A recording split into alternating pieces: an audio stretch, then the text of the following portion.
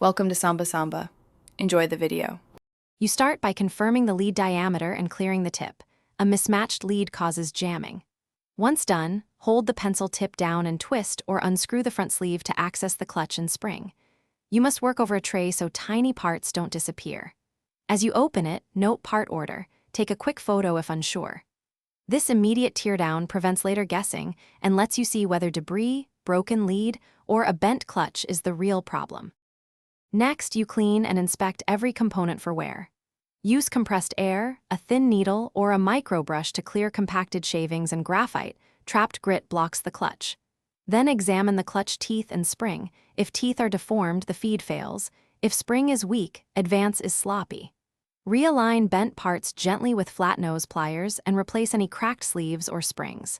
Make sure the feed tube is straight. A slight kink will catch lead and cause repeat jams. Finally, reassemble the pencil in the same order you removed parts. Screw the sleeve back snug, but not over tight. Test with 3-4 clicks using fresh, correctly sized lead. This confirms smooth clutch action and consistent advancement.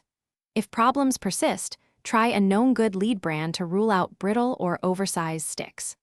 One key troubleshooting tip: always verify the spring is seated squarely and the clutch fully closes around the lead. Thanks for watching. Consider subscribing if we helped you.